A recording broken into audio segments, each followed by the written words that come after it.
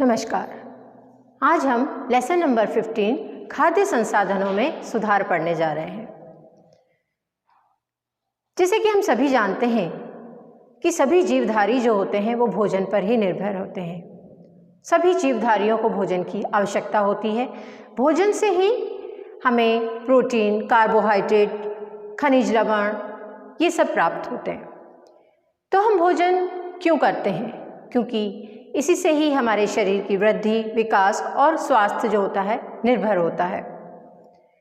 पौधे तथा जंतु दोनों ही हमारे भोजन के मुख्य स्रोत हैं। अधिकांश भोज्य पदार्थ जो होते हैं वो हमें कृषि तथा पशुपालन से ही प्राप्त होते हैं। बच्चों, जैसे कि हम जानते हैं कि भारत की जनसंख्या जो है वो लगातार बढ़ रही है। ऐसी स्थिति में भोजन की पूर्ति की समस्या भी लगातार बढ़ती जा रही है। क्यों? क्योंकि जनसंख्या तो बच्चों लगातार बढ़ती जा रही है, परंतु कृषि योग्य भूमि जो है वो तो सीमित ही है। और दूसरी तरफ देखें तो पशुधन और फसल उत्पादन की क्षमता को बढ़ाना भी इसलिए बहुत ज़रूरी है।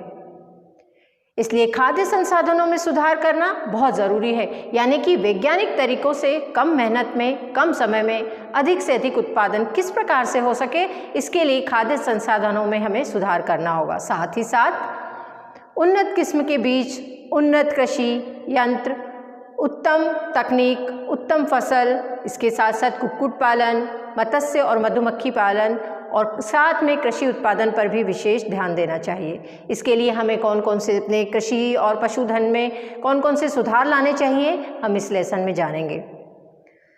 अब हम जानते हैं फसल उत्पादन में वृद्धि क्यों आवश्यक है। तो सबसे पहले हमें हमारे शरीर में जो ऊर्जा जो होती है वो किन किन स्रोतों से हमें प्राप्त होती है। तो ऊर्जा के लिए है गेहूँ, चावल, मक्का, बाजरा।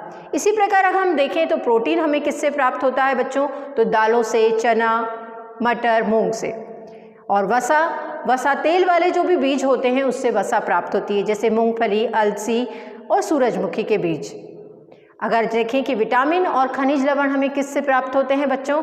तो सब्जियां, मसाले तथा फल जो होते हैं उनमें खनिज लवण और विटामिन होते हैं। चारा वाली फसलें जो होती हैं उनमें बरसीम, जई, सूडान घास का उत्पादन पशुधन के चारे के रूप में किया जाता है। हरित क्रांति यानी 60 के दशक में हरित क्रांति में उत्पादन में बहुत ही ज़्यादा वृद्धि हुई।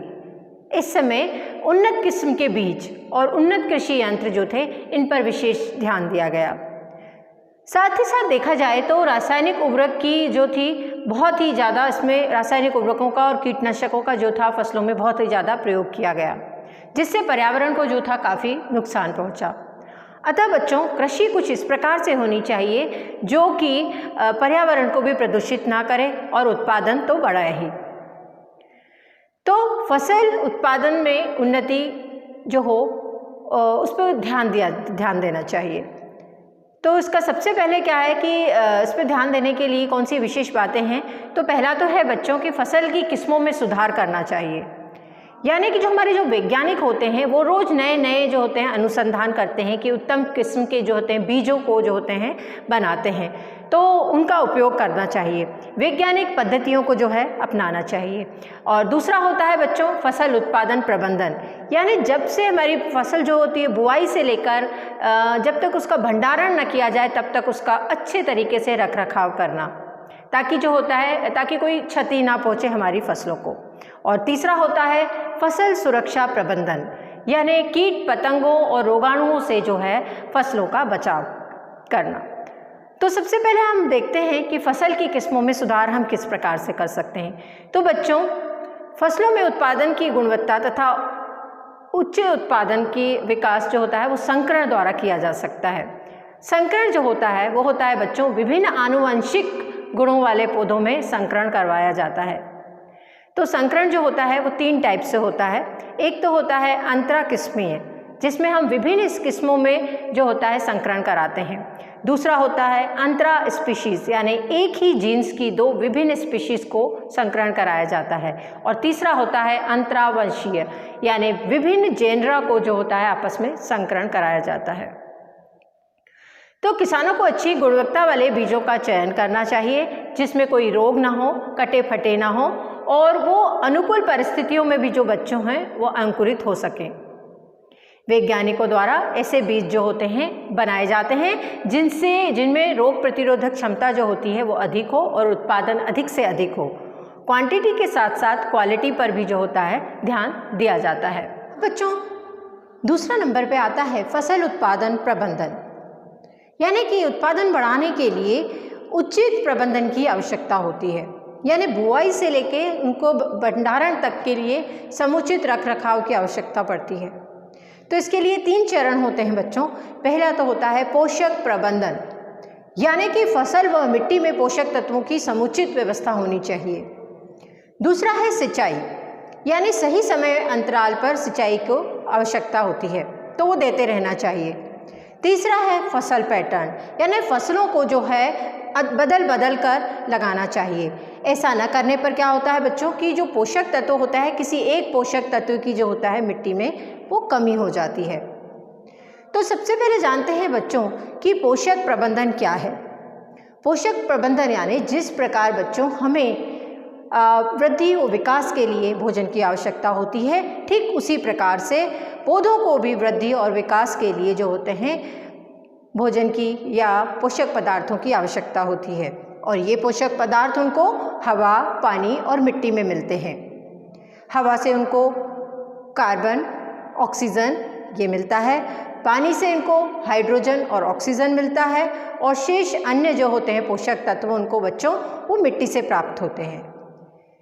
इनमें से कुछ की अधिक मात्रा पौधों को जो होता है चाहिए होती है, जिसको बोलते हैं वृहद पोषक, और कुछ की मात्रा जो होती है पौधों को उनकी आवश्यकता जो होती है कम होती है, उनको बोलते हैं सूक्ष्म पोषक।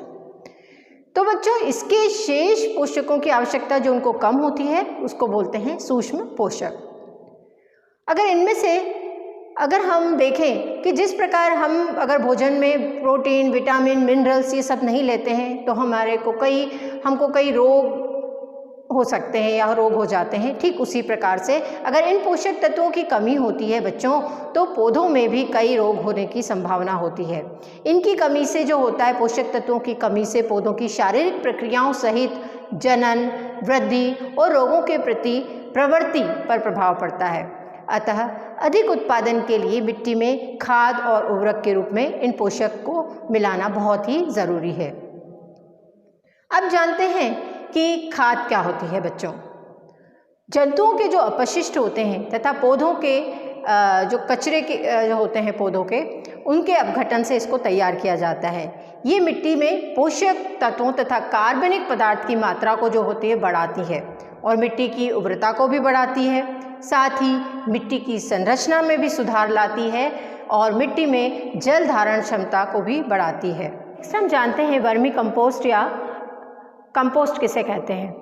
तो ये पशुओं से प्राप्त गोबर, सब्जी के छिलके, घरेलू कचरे और फेंके हुए खरपतवार जो होते हैं इनको एक गड्ढे में डाल दिया जाता है और इसको तैयार करने के लिए इसमें केंचुओं का उपयोग किया जाता है, इसलिए इसको वर्मी कंपोस्ट कहते हैं। इसके बाद नेक्स्ट आता है हरी खाद, यानी खेतों में जो होता है पटसन, मूंग और ग्वार उगाकर उस पर हल चला दिया जाता है और उसको मिट्टी में मिला दिया जाता है, जिससे मिट्टी में बच्चों नाइट्रोजन और फास्फोरस की मात्रा बढ़ जाती है। इसे हरी खाद कहते हैं। इसको फसल उगाने से पहले किया जाता है। नेक्स्ट आता है उर्वरक। इसे कारखानों में जो होता है व्यावसायिक रूप से तैयार किया जाता है। ये मिट्टी में नाइट्रोजन, फास्फोरस और पोटेशियम जो होते हैं देते हैं। ये फसलों की वृद्धि को बढ़ाते हैं। ये महंगे भी होते हैं। ये मिट्टी को ह्यूमस भी नहीं देते। पौधों द्वारा उर्वरक का अवशोषण जो होता है बहुत जल्दी होता है। ये मिट्टी में मौजूद उपयोगी सूक्ष्म जीव और जीवित जीवों को जो होते हैं नुकसान पहुंचाते हैं। अतः इसका उपयोग जो होता है बड़े ध्यान से करना चाहिए। इसका उपयोग बड़े ध्यान से करने के साथ साथ इसका सदुपयोग हो, हमको उसका कुछ फ़ायदा मिले, इसके लिए इसकी खुराक की उचित मात्रा तथा उर्वरक देने से पहले और उसके बाद की सावधानियों को अपनाना चाहिए।